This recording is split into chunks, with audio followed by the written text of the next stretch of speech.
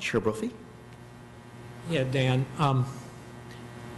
when I look at these alternatives, for instance, I've got just the so-called moderate alternative in front of me, and I guess the question I'd want to ask is, where are the people who work here, where are they going to live?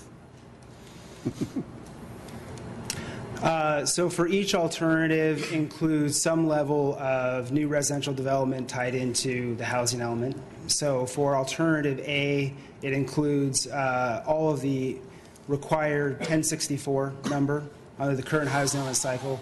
Alternative B, which is the mid-range of the concept alternatives, it includes housing for essentially 75% of the One Bay Area 2040 target.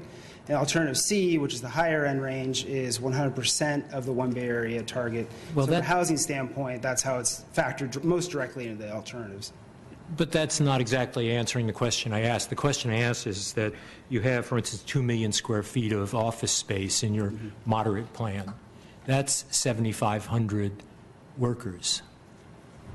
Even on your alternative C housing, you don't come close to housing them. So they have to live somewhere else. Would that be correct?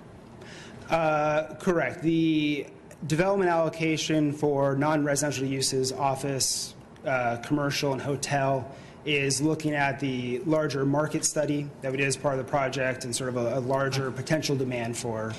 I understand, but I mean, we're missing the point here. The question is that we're proposing commercial development that will create employment far beyond what even the highest housing numbers are. Would you say that's correct? I believe so. I'll look at the numbers. Where will they live? If I may clarify, Chair Brophy, so there's no net new commercial being added as part of the general plan amendment alternatives. Alternatives B and C assume that. No, I'm talking about right now office. Right. 2 million square feet of office in the moderate alternative. Okay. Where do they live? Right.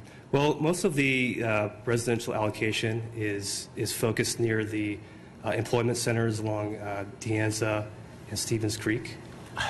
I guess I'm not making myself very clear here. Well, I think you're clear. The answer is somewhere We're not getting the answer. Yeah. You know what the answer. Go ahead. You can state your name, please, sir. Hi, I'm Chris Beynon with MIG, working with the team here.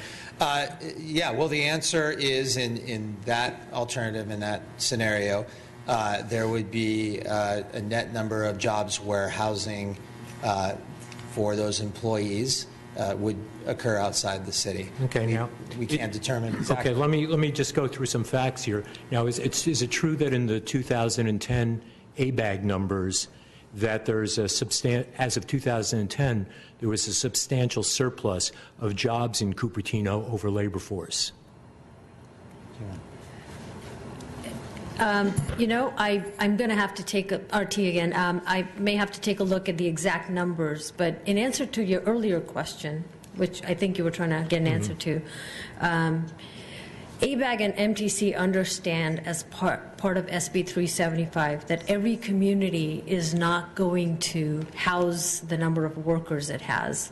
So it projects a certain number of jobs for the region, and it projects a certain amount of housing in the region, and it projects that growth in housing will occur in the transportation corridors primarily. Okay. And so there's a reflection and understanding that every community will not be required to house all the jobs, but as long as they meet the RENA numbers, they have achieved the purposes of this regional plan. They will achieve the purposes of the housing element.